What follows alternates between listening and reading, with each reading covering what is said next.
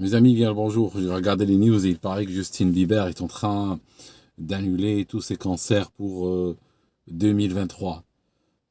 J'ai trouvé terrible qu'un jeune de son âge roule déjà sur 3 cylindres. Alors je peux comprendre chez des vieux ou autres, mais lui, c'est vrai que ça m'a choqué. Ce qui m'a choqué aussi, c'est le sort de Céline Dion. Elle, il paraît qu'elle a une très forte avance à l'allumage. Il semblerait que ses bras, ses jambes bougent bien avant qu'elle ait l'intention de les faire bouger. Alors je sais pas ce qui s'est passé avec ces gens, mais on en a aussi au Royaume-Uni, hein, on a aussi les nôtres. Je sais pas ce qui s'est passé. Je n'en pense pas moins, en vérité. J'en pense pas moins, mais bon, je peux pas déballer tout ça aussi sec sur Internet, n'est-ce pas? Voilà. Alors, vous savez, ce matin, avant même de commencer mon propos, ce matin, j'étais en train de regarder, j'étais en train de lire le Financial Times. Financial Times, journal très sérieux auquel je suis abonné, entre autres journaux. Je dis pas que je boive leurs paroles, mais ça me permet de voir un petit peu, de palper l'ambiance. Et là, j'ai lu un article, mes amis. J'avais l'impression de lire le Gorafi. Vraiment. On est au niveau le Gorafi là. Ça peut pas descendre plus bas. C'est-à-dire que ça descend tellement bas que ça en devient risible aujourd'hui. Même si notre sort collectivement est quand même sur la sellette, n'empêche que ça commence réellement à prendre des allures ou des accents de tragicomique, littéralement.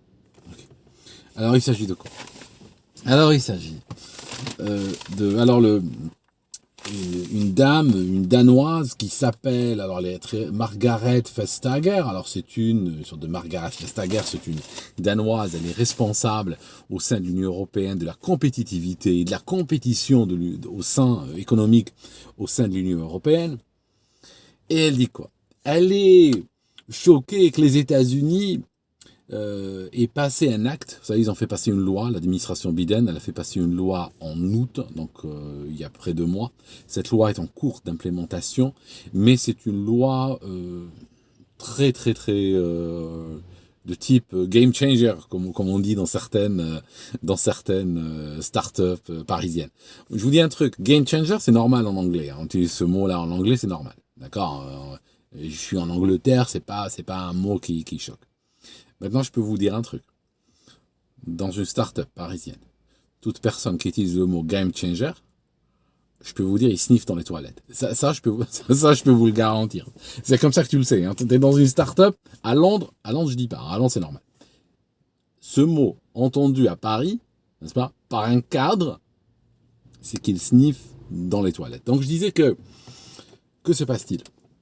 L'administration Biden a voté une loi contre l'inflation. D'accord? Donc c'est un acte contre l'inflation. Cette loi comporte, et c'est là où ça va devenir drôle, elle comporte 270 milliards de dollars de réduction d'impôts verts sur les entreprises américaines ou qui produisent aux États-Unis. Vous voyez le truc? Et c'est là où l'Europe panique, parce que si je veux simplifier l'équation, voilà comment ça marche.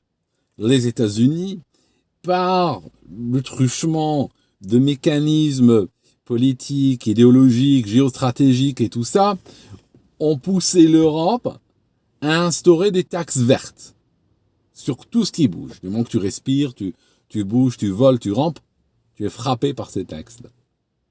Et eux, ils créent une loi pour enlever 270 milliards de ces taxes-là sur leurs propres entreprises. Donc, que va-t-il se passer? Et c'est pour ça que la compétitivité de l'Europe est justement placée là, sur la table. C'est que l'article dit que l'Union européenne s'inquiète parce que ce genre de choses, ce move de la part de l'administration américaine, va faire en sorte que des emplois seront perdus en Europe et créés aux États-Unis. Il y a des entreprises qui pensent déjà ou qui sont en cours de délocaliser une partie ou la totalité de leur production aux États-Unis. Donc en fait, reprenons. Les États-Unis poussent l'Europe à créer des taxes et ils disent oui, nous on va faire pareil. Après, ils créent un bouclier légal permettant à leurs entreprises d'échapper à ces taxes. D'accord? Vous voyez au niveau compétitivité ce que ça donne? Et d'ailleurs, la responsable, Madame je ne sais même pas comment ça se prononce ce nom, Verstager ou Verstager ou un truc comme ça. Bon, oubliez, c'est pas grave. Elle dit, on ne fait pas cela à des amis. Alors là, l'argument, mes amis, l'argument de cours d'école, de cours de récré, à force de... Et ça, c'est ça ce qui est terrible aujourd'hui en Union européenne, c'est qu'à force de infantiliser, hein, j'en parlais hier ou avant-hier, à force d'infantiliser les citoyens européens, hein, on nous a même fait des cours comme on nous lavait les mains en sifflotant joyeux anniversaire, d'accord? Ils croient que le monde est une sorte de cours de récré, et puis il y a des amis, tout ça. Donc à Washington, je suis sûr que quand cette dame va leur dire « Oui, mais on fait pas ce genre de choses à des amis », ah, je suis sûr qu'ils vont être sur le cul, hein, par la force de l'argument. Et ce qui est drôle dans cette phrase, c'est qu'elle pense que les États-Unis sont des amis. En fait, les États-Unis sont amis de personne. Ils regardent, et je vais pas les blâmer pour ça, ils regardent leurs intérêts, et puis ils utilisent tous les moyens possibles et imaginables, tous les ressorts, qu'ils soient, comme j'ai dit, politiques, idéologiques, géostratégiques ou autres, pour atteindre leurs objectifs. C'est les Occidentaux qui sont des abrutis. Alors, il y a des amis qui vont me dire, là, dès que cette vidéo va passer, il y a plusieurs amis, dont un en particulier auquel je pense, qui vont m'écrire un message sur WhatsApp pour me dire « Ce ne sont pas des abrutis et n'utilisent pas le mot abruti pour penser à ces gens. » Dans le sens, ce sont des destructeurs et ils savent ce qu'ils font. Alors oui, c'est vrai, ils sont habités par une parole de mort, c'est des destructeurs, c'est des vandales et ils savent ce qu'ils font.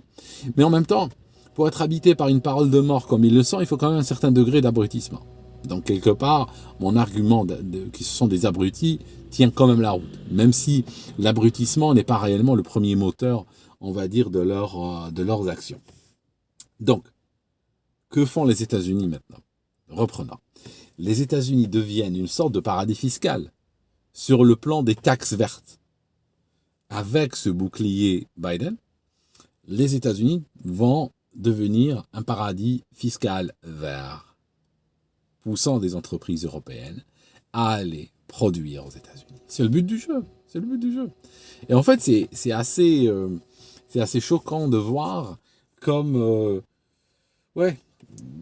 l'Union européenne est finalement est une union bureaucratique d'incapables, de gens qui voient qu'à court terme, de gens complètement idéologisés, quand ce ne sont pas franchement des destructeurs. Donc je pense que tout pays qui veut réellement évoluer a besoin de sortir de l'Union européenne. Ça devient une urgence, parce qu'elle ne protège pas ces peuples. L'Union européenne, au fond, là, elle pleurniche et tout ça, nous chie une pendule, comme on dit vulgairement, au sujet de la perte des emplois en Europe, la perte de compétitivité en Europe. Mais l'Union européenne, ça fait très longtemps qu'elle ne poursuit plus ses objectifs. C'est plus quelque chose qui est sur la table en termes d'objectifs. L'Union européenne veut sauver le climat, elle veut sauver la planète. Elle veut sauver les générations futures en détruisant les gens qui existent aujourd'hui. Elle veut détruire les enfants d'aujourd'hui pour sauver des enfants qui naîtront dans 1000 ans. Ça veut dire que l'Union européenne, ses objectifs ne sont pas de ce monde. Hein, d'accord? Et l'Union européenne vit dans une autre dimension. C'est pour ça qu'on est dans la merde, dans notre dimension réelle de tous les jours. Et on a des gens qui, eux, sont en même temps, sont au niveau... Alléluia, ils sont en train d'atteindre des objectifs, mais ils se mesurent par rapport à des paramètres non vérifiables en réalité. Tu vois, hein, quand je te détruis ta vie aujourd'hui, je détruis les générations présentes. Je te dis, je vais améliorer la vie des générations qui naîtront dans 1000 ans. On ne sera pas là pour les voir, ces générations-là. On ne sera pas là pour demander leur avis. On ne pourra pas mesurer le succès ou non de cet objectif. Donc c'est pour ça que tu reconnais l'escroc politique ou l'escroc idéologique quand il va toujours te donner, il va agir dans ta vie, il va détruire ta vie, mais il va te donner, il va mesurer son succès par rapport à des paramètres non vérifiables. En réalité, c'est ça l'idée, quoi. C'est le but du jeu. Enfin, alors qu'est-ce que je voulais vous dire encore? Je voulais vous dire, il y a des gens, ils ont vu ma vidéo d'hier soir, ils se disent putain, le mec hier soir il était noir, tout ça. Et puis aujourd'hui, il me dit, Et là, je suis en train d'être un peu plus enjoué et tout ça. Que s'est-il passé depuis? Alors, je vais vous dire un truc. C'est tout à fait normal. C'est tout à fait normal. Il y a des jours où je sors volontiers du lit, et des jours où j'ai pas envie de sortir du lit. Il y a des jours où j'ai un bon appétit, d'autres pas, et des jours où je dors bien, d'autres pas. Il y a des jours où je suis heureux et d'autres pas. Et ça, j'aimerais vous dire, et je sais que beaucoup de Français seront choqués par ça, c'est tout à fait normal. Il n'y a pas besoin de médicaliser tout ça, parce que la réalité, c'est que si tu regardes en Occident, en France en particulier, où le taux de médicalisation dépasse même l'eau commence à te contaminer, même les cours d'eau commencent à te contaminer, tellement le français pisse positif, hein, juste pour te dire. Donc, la vie c'est pas le Club Med 1, hein, c'est pas un navire avec des piscines, des animatrices et tout, et puis nous on danse tous ensemble, et puis dès qu'on arrête de danser on est triste, c'est pas ça le but du jeu. La vie, c'est normal qu'il y a des hauts et des bas, même au cours d'une journée. Et il n'y a pas besoin de médicaliser cela. Le problème, c'est que on a, dans beaucoup de pays occidentaux, on a médicalisé le normal. Donc dès que l'humain, c'est-à-dire qu'on a, on a pratiquement, vous savez, dans des contrées où euh, on a littéralement monétisé la pluie et le beau temps. On a monétiser le changement, ce qu'on appelle le changement climatique. Ça signifie qu'il fait froid en hiver, il fait chaud en été. Eh ben, c'est tout simplement pareil. On va te monétiser les changements dans ton corps, d'accord? Les changements de mood, les changements de comment tu te sens, d'accord? Comment j'appellerais ça? On va trouver, je suis sûr que quelqu'un dans les commentaires va nous sortir un joli terme pour cela. Donc les changements naturels du mood, on les monétise. Et en fait, on te donne des ordonnances, tu vas les consommer. L'ordonnance permet de tunneliser une partie de l'argent de la Sécu vers les contribuables, enfin vers les contribuables, il est au niveau de la Sécu, plutôt vers les investisseurs des laboratoires. Et puis voilà. Et puis toi, tu restes avec des boîtes tu restes avec des boîtes et des cartons partout, dans ta salle de bain, sur ta table de chevet, tout ça. Tu es médicalisé à l'extrême. Tu vois ce que je veux dire? Je peux donner d'autres exemples. Hein. Enfin, je les ai déjà donnés en début de vidéo sur la médicalisation à outrance. Enfin, mes amis, je vous laisse. Je voulais vous parler d'autre chose, mais c'est pas grave. Je vais en parler une autre fois. Et puis, on se voit quand on se voit. D'ici là, si vous voyez des champignons pousser dans le ciel, allez tweeter sur ce sujet-là. Faites-nous une photo, un tweet. Et faites gaffe à une chose à propos de champignons. Faites gaffe à une chose.